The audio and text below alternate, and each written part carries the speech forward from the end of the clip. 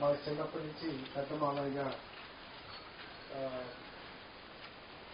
మేము ఎప్పుడు కలుసుకునే వ్యక్తి. తమ్ముడు ఉషా గారు చిన్న మామయ్య మాకు. మామయ్య ఇద్దరును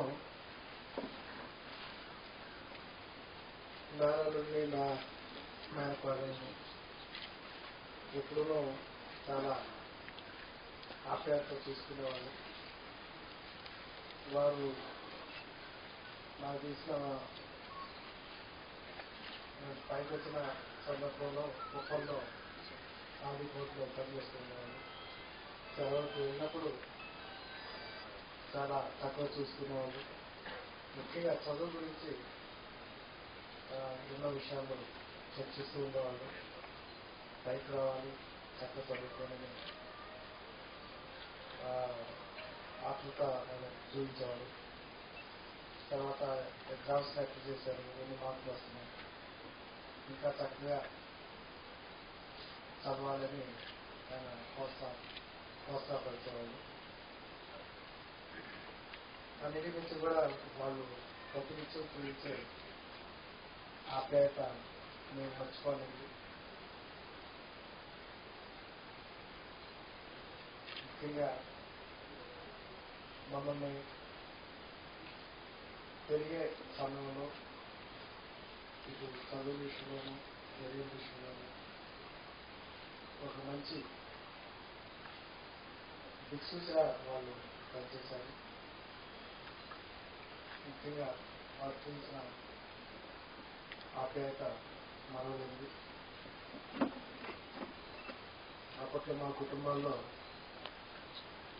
ఒక గవర్నమెంట్ జాబ్ చేసే వ్యక్తుల్లో చాలా తక్కువ మంది ఉన్నారు. వాళ్ళలో పెద్ద ఖచ్చితంగా ఉన్నారు. సో వారి స్ఫూర్తితో మేము ఈ రకంగా ఎదుటి బయట వచ్చారని భావిస్తున్నాము.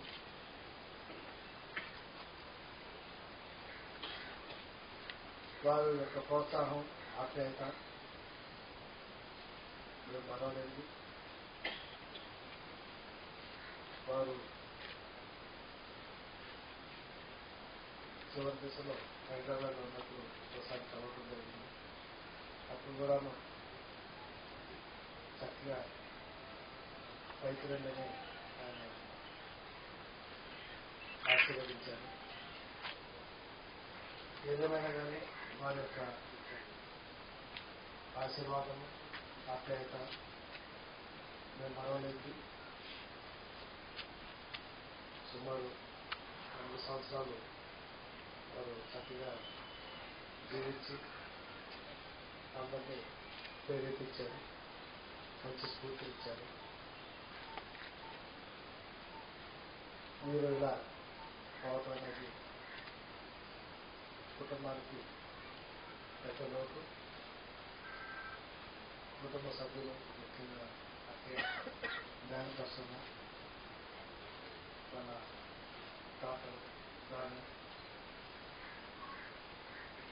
మనవాళ్ళు మనవరాలు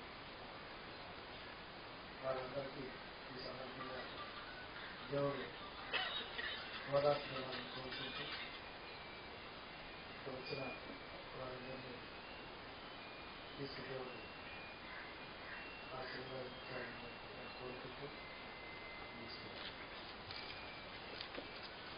థ్యాంక్ యూ బ్రదర్ ప్రసాదరావు గారు.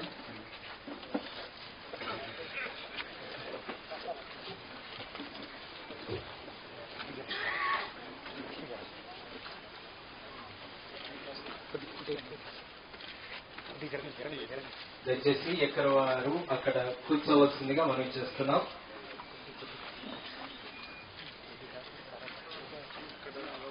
అందరం ఒక పాట పాడుకుందాం. ఒక పాట పాడుకుందాం.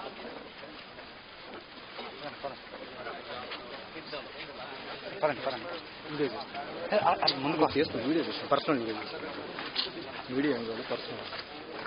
ప్రభువా నీవే నమ్మకమైన సామర్థ్యుడవు, ప్రభువా నీవే నమ్మకమైన సామర్థ్యుడవు, ఎంతో గొప్ప అద్భుతమైన రాశాకుడా దయాళుడా ఎంతో గొప్ప అద్భుతమైన రాశాకుడా దయాళుడా ప్రభువా నీవే నమ్మకమైన సామర్థ్యుడవు ప్రభువా నీవే నమ్మకమైన సామర్థ్యుడవు అపారమైన